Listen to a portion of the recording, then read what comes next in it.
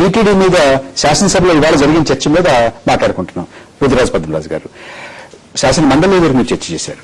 కానీ ఇవాళ శాసనసభలో ఈ చర్చ నుంచి పారిపోవడానికి, ఈ చర్చ నుంచి తప్పించుకోవడానికి ప్రభుత్వం ప్రయత్నం చేసిందనేది చాలా స్పష్టంగా కనపడుతుందని వారిద్దరూ అంటున్నారు.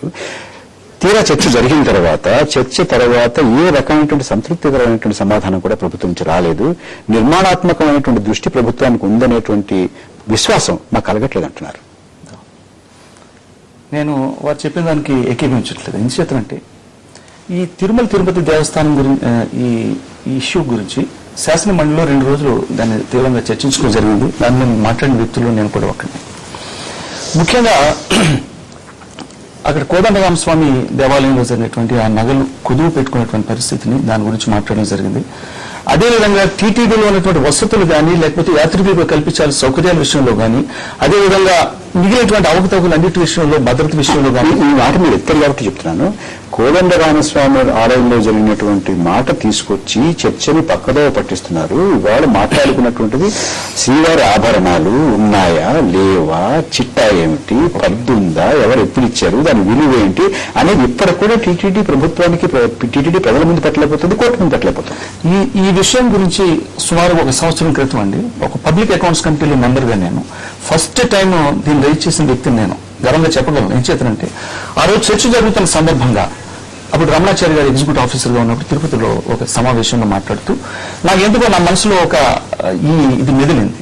అసలు ఇంత కోట్లాది రూపాయలు విలువైనటువంటి వజ్ర వైడూర్యాలకు పొందినటువంటి కిరీటాలు కానీ, ఈ ఆభరణాలు ఎన్ని కూడా స్వామివారికి మరి భక్తులు ఇస్తున్నటువంటి తరుణం కనీసం మనమైనా చూసే భాగ్యం కలుగుతుందా అనేటువంటి ఆ ప్రశ్న నేను రేకెత్తించినప్పుడు రమణాచార్య గారు ప్రత్యేకంగా పద్మరాజు గారు మీకు తప్పనిసరిగా మీరు అన్ని చూపిస్తామని చెప్పినప్పుడు, మీరు అన్నాళ్ళ క్రితమే మీరు కోరిన కోరిక ఇప్పుడు కూడా ఎందుకు నెరవేరట్లేదు? ప్రభుత్వం ఎందుకు అడ్డం పడుతోంది? ప్రభుత్వం ఎందుకు ముందుకు రావటం లేదు? ప్రభుత్వం కోర్టుకి జాబితా ఎందుకు సమర్పించడం లేదు? అది ఎగ్జిక్యూటివ్ ఆఫీసర్ గారికి ఉన్నటువంటి పరిస్థితి ఏమిటో నాకు తెలియదు. కానీ బట్ నేను చెప్పేది ఏమిటంటే కమలకుమార్ గారు ఎగ్జిక్యూటివ్ ఆఫీసర్ గారికి ఉన్నటువంటి పరిస్థితి ఏమిటో తెలియట్లేదు అంటారు. అక్కడ మీకు అనుమానం వస్తుందా? ఖచ్చితంగా అనుమానం కాదు, వాస్తవిక పరిస్థితి అక్కడ. ఇప్పుడు అది చాలా పెద్ద వ్యవస్థ. దాదాపు 92 విభాగాలు పనిచేస్తున్నటువంటి దాదాపు ఒక చిన్న రాష్ట్ర ప్రభుత్వానికి ఉన్నటువంటి పని అంతా అక్కడ ఉంది. అది అలా ఉండగా దాన్ని ఒక రాజకీయ పునరావాస కేంద్రంగా చేశారన్న విషయంలో దాంట్లో రెండవ ఆలోచన లేదు. స్థానికంగా ఉండేటువంటి లాబింగ్ యొక్క పనిని ఎప్పటివరకైతే అక్కడ మనం ఆపలేము తిరుపతి దేవస్థానంలో, అప్పటి వరకు ఏ ప్రభుత్వమైనా ఈ ప్రభుత్వం ఎదుర్కొంటున్నటువంటి సమస్య ఎదుర్కొంటుంది. మీరు చూడండి, గతంలో ఎంతమంది చైర్మన్లు ఉన్నప్పుడు కూడా ఆ రోజున కూడా సమస్య వచ్చుండొచ్చు. ఈరోజు ఎప్పుడైతే ఆ జిల్లాకు సంబంధించిన వాళ్ళే ఇప్పుడు పోయినసారి ఈసారి కూడా చైర్మన్గా వచ్చారు, దాంతో ఏమవుతుందంటే స్థానికంగా ఉండేటువంటి వాళ్ళ యొక్క మాటని వీళ్ళు కాదనలేక వాళ్ళ ఇష్టారాజ్యంగా అక్కడ వాళ్ళకి కొన్ని అప్పగించడం తప్పటం లేదు. దాంట్లో ఉండేటువంటి ఉద్యోగస్తులు కూడా దాదాపు 80% మంది అక్కడే వాళ్ళే. దాదాపు 20 ఏళ్ళు 30 ఏళ్ళు వాళ్ళందరూ అక్కడే పాతుకుపోయి ఉద్యోగాలు చేస్తూ ఉంటారు. కాబట్టి తిరుపతి స్థానిక మొహమాటాల్లో చిక్కుకుపోవడము. పద్మరాజు గారు, ప్రభుత్వం ఎందుచేత ఒక నిర్మాణాత్మకంగా దీని గురించి స్పందించలేకపోతుంది? ఏంటో ఎదురు దాడి లాగా తప్ప, ఇదిగో మీకు ఉన్నటువంటి ఆందోళన ఇది మేము అర్థం చేసుకున్నాము, ఇదిగో ఈ ఆందోళన మేము ఖచ్చితంగా దీన్ని అడ్రస్ చేస్తాము, మీకు కావాల్సిన సమాచారం ఇవ్వగలము అనేటువంటి మాట ఎందుకు చెప్పలేకపోతాం? ఇవాళ అసెంబ్లీలో మీరు రాష్ట్ర ముఖ్యమంత్రి గారి సమాధానంలో చూసినప్పుడు ఆయన చెప్పడం దాంట్లో వివరంగా చెప్పినట్టుగా నేను చూశాను. నేను ఈ తిరుపతి దేవస్థానానికి సంబంధించి మరి ఆ కార్యక్రమాల్లో కనుక చిన్న లోపాలు ఉండటం సహజంగా ఉంటాయి కాదన్నా. మరి స్వామివారు చెప్పినట్టుగా కూడా అక్కడ స్థానికంగా ఉన్నటువంటి వ్యక్తులు కొన్ని అయిష్టాలు కూడా ఉండటం వల్ల కొన్ని ఇబ్బందులు కూడా కలుగుతా ఉన్నాయి. ఏది ఏమైనా స్వామివారి యొక్క గౌరవార్థం కానీ, స్వామివారి మీద ఉన్నటువంటి ప్రజానికానికి ఉన్నటువంటి భక్తి ప్రభుత్వం దృష్టిలో పెట్టుకుని ఖచ్చితంగా ఏ విధమైనటువంటి ఇబ్బంది లేకుండా రాబోయేటువంటి రోజుల్లో మరింత నిఘా విభాగంలో కానీ, లేకపోతే చర్యలు తీసుకోవడం ద్వారా కానీ అక్కడ భక్తుల మనోభావాలు దెబ్బతీయకుండా, భక్తుల మనోభావాలు ఏ విధమైనటువంటి సభా సంఘం వేయడానికి మీకు అభ్యంతరం ఏమిటి? సభా సంఘం ఆ మాట కాదు, సభా సంఘాన్ని తిరస్కరించడం కాదు, అసలు అసెంబ్లీలో ఈ విషయాలు చర్చించాల్సిన అవసరం లేదని మీ పార్టీకి చెందినటువంటి ఒక శాసనసభ్యులు చాలా తీవ్రంగా మాట్లాడారు వాళ్ళు. అది వాస్తవంగా నేను కౌన్సిల్లో ఉన్నాను కాబట్టి ఆ ప్రొసీడింగ్స్ అని నేను చూడలేదు. కానీ దీన్ని చర్చించడం తప్పులేదని నేను భావిస్తా ఉన్నాను. ఎందుకు చెప్పనంటే కొన్ని సమస్యలు వచ్చినప్పుడు ప్రజలందరూ కూడా ఆ సమస్య మీద ప్రతిస్పందించినప్పుడు దాన్ని ఖచ్చితంగా మాట్లాడాల్సినటువంటి ఆవశ్యకత అవసరం ఉందని ప్రగాఢంగా విశ్వసిస్తా ఉన్నాను. ఇవాళ అసెంబ్లీ చర్చ చూశాను. దాంట్లో ముఖ్యమంత్రి మాట్లాడింది కానీ, దేవాదాయ శాఖ మంత్రి మాట్లాడింది కానీ, మిగతా కాంగ్రెస్ శాసనసభ్యులు మాట్లాడింది కానీ చూస్తే వాళ్ళకు ఇరిగేషన్ డిపార్ట్మెంట్ మీద, సేల్స్ డిపార్ట్మెంట్ మీద ఎలా మాట్లాడతారో దాదాపు అదే రీతిలో మాట్లాడారు. ప్రభుత్వం సమర్థించుకుంటాకి అక్కడ ఏం జరగలేదని చాలా సింప్లిఫై చేశారు. కానీ దీని గురించి ఏ రాజకీయ పక్షం కూడా ఒక స్పష్టమైన అభిప్రాయం ఉన్నట్టు నాకు కల్పించాల. ఎందువల్లంటే ఇది ప్రపంచంలో కల్లా పెద్ద దేవాలయం, పెద్ద ఆలయం ఉన్న దేవాలయం అయితే రోమ్లో లాగా దీనికి స్వయం ప్రతిపత్తి కల్పిద్దాం.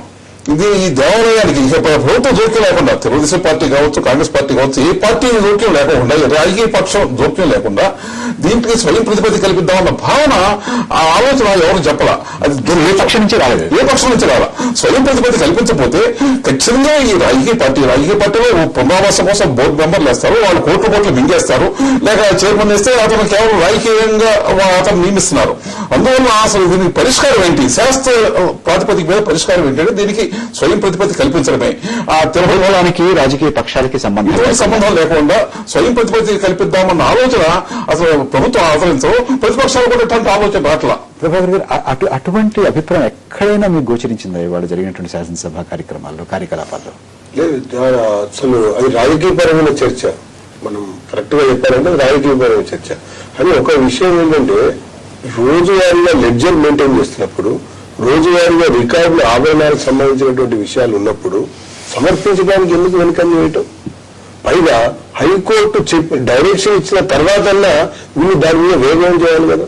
అయిపోయింది. మళ్ళీ ఈవో గారిని ప్రత్యేకంగా కోర్టు మళ్ళీ అడిగి నీకేమైనా ఇబ్బందులు ఉన్నాయా, ఎందుకు జాప్యము, ఎందుకు ఈ రకమైనటువంటి చర్చ రచ్చ జరుగుతోంది అని చెప్పిన తర్వాత కూడా ఇంకా ప్రభుత్వ పరంగా, అంటే బోర్డు కంటే ప్రభుత్వం సుప్రీం, ప్రభుత్వం ఇంకా ఓన్ చేసుకుని ఎక్కడైనా అక్రమం జరిగినా, అన్యాయం జరిగినా, అవినీతి జరిగినా ప్రభుత్వం పారదర్శకత ఉంది, అక్కడ మందలిస్తుంది, చర్య తీసుకుంటుంది, ఆ పవిత్రతను పెంచడానికి కావాల్సినటువంటి చర్యలు తీసుకుంటుంది చెప్పలే. సభా సంఘం దీనికి ఏమన్నా ఒక పరిష్కారమా? సభా సంఘం తప్పకుండా కొంత మేరకు వాస్తవ విషయాలు తెలుసుకోవడానికి అవకాశం కలుగుతుంది ఒకటి. తర్వాత లాస్ట్ టైం పిఎస్సికి సంబంధించినటువంటి దాంట్లో కూడా ఒక 413 కోట్ల రూపాయల లెక్కలు తేడా కనబడింది.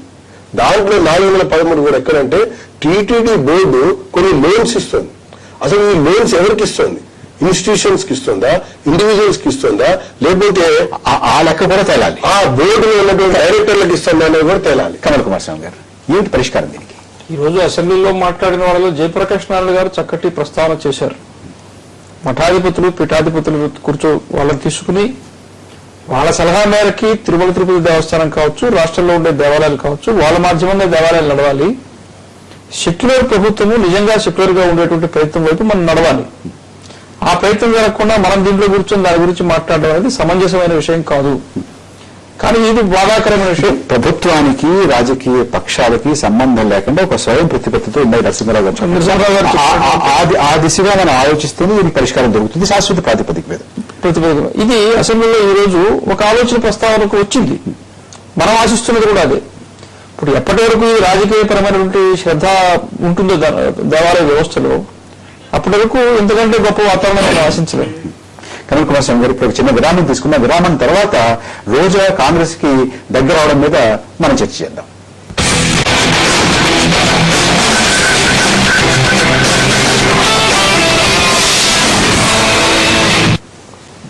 తెలుగు మహిళా అధ్యక్షురాలు శ్రీమతి రోజా కాంగ్రెస్ కి బాగా దగ్గర అవుతున్నారు. ఆవిడ కాంగ్రెస్ పార్టీలో చేరడానికి దాదాపుగా ఖరారైపోయింది, నిర్ణయం అయిపోయింది అనేటువంటి వార్త కూడా ఇవాళ బలంగా ఉంది. దాని మీద పద్మరాజు గారు ఏమంటారు? ముఖ్యమంత్రి గారు మొన్న రాఖీ పండుగ రోజు రోజా కూడా మా పార్టీలోకి రావడానికి సిద్ధంగా ఉన్నారనేటువంటి మాట చెప్పడం, మేము తలుపులు తీస్తే అసలు మిగతా పార్టీలో ఎవ్వరూ ఉండరు, అందరూ ఖాళీ అయిపోతామని చెప్పడం, ఇవాళ మేము ప్రత్యేకంగా ఆకర్షించింది ఏమీ లేదు, తలుపులు తోసుకుని మిగతా వాళ్ళంతా వచ్చేస్తున్నారు అంటున్నారు.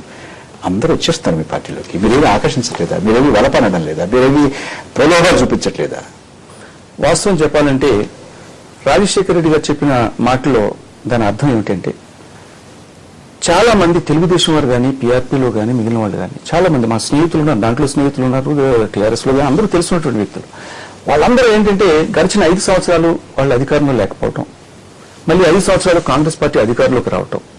సో ఈ 10 సంవత్సరాలు వారు అక్కడ ఉండలేనటువంటి పరిస్థితి కానీ, లేకపోతే ముఖ్యంగా తీసుకున్నట్లయితే తెలుగుదేశానికి సంబంధించినటువంటి వ్యవహారం చూసినట్లయితే చంద్రబాబు నాయుడు గారి మీద వారికి సరైనటువంటి నమ్మకం లేదనేటిది ప్రస్ఫుటంగా కనిపిస్తూ ఉంది. ఇప్పుడు మీరు చెప్పినట్టుగా రోజా గారిని మేము ఆకర్షించాల్సినటువంటి అవసరం మాకు ఏ విధంగా లేదు. ఆమె ఎమ్మెల్యే కాదు, ఎమ్మెల్సీ కాదు, ఏ విధమైనటువంటి పదవులు లేవు. ఆమె రాక వల్ల మాకు కొత్తగా వచ్చేది కూడా ఒరిగేది కూడా ఏం లేదు. వాస్తవానికి చూసి చేర్చుకుంటున్నారు.